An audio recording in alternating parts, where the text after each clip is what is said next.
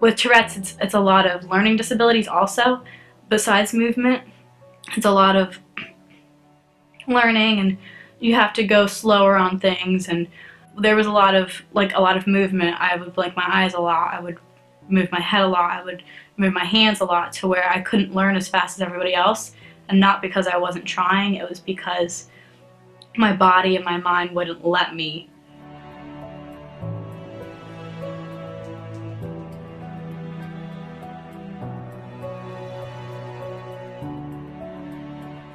Kids would come up to me and say, like, why are you moving? Why is your face moving? Why are your eyes moving? And I'd have to, like, explain it. I was also overweight as a child, so that didn't help either. I got made fun of more with my weight than I did my Tourette's, but it came hand in hand.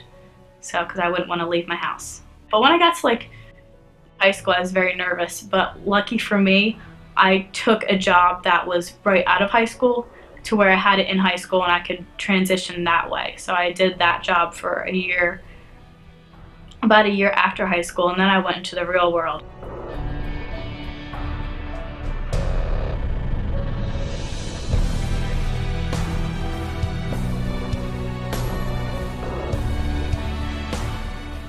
And then I went to the farm stand, and it helped me work with cash registers and different things like that. I knew I was going to get stuck there. I was there for 2 years and I didn't move up. I didn't move up in pay.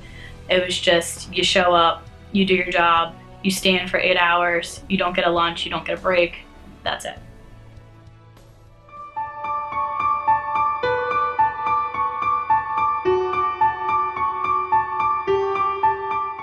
She came to Goodwill as a customer service associate from a company where she didn't feel valued, she didn't feel confident, she didn't feel there was any place for her to go, and was very tentative about coming to Goodwill and working on the front end with customers. Really lacked confidence around that. The day that I applied, our cashier trainer, Lenny, was in there. I'm terrified. I don't know if I could do this, but I'm gonna try. And I was very nervous the whole way through, but I don't show my nerves very well, because I can't, because if I show my nerves and if I show my anxiety, then my Tourette's come out. Most people just go through what we're learning. She actually wanted to know more as we actually went into it, why we were doing certain things and how they were done, so that she could put those together for the final process. He saw something in me to know that I really wanted to be there and that I really wanted this job. You just felt this confidence that she was a person that was just ready to take over. And I remember her just talking about how grateful she was to come to Goodwill. As she began to work with us, with our team, they supported her, and she started to feel like she was part of something special. I really like this job, and I think I want to move up higher, and I know I can move up higher for this. I know people that have been cashiers or backroom people, and they've become assistant managers, they've become regionals, they've become a whole bunch of different things. And I was like, I know that I can move up in this company. I know that I can become something. The first time I met Caitlin,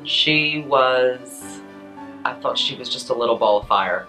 I mean, her drive on an everyday basis is just amazing. When you see someone that young, that hungry to want to be successful, it reminds you what you used to feel like when you were that age. You know, the sky's the limit. You want to push yourself to see how far you can go. Whatever she starts, she finishes, and she's a very determined young lady. Obviously, I'm very proud. It's unbelievable. She worked hard for it, and I said, wow, it's just amazing. It's funny because when I say I'm outside of Goodwill, I'm very shy and I'm very soft-spoken and I'm very to myself, but in Goodwill, I'm not, because now I am a manager.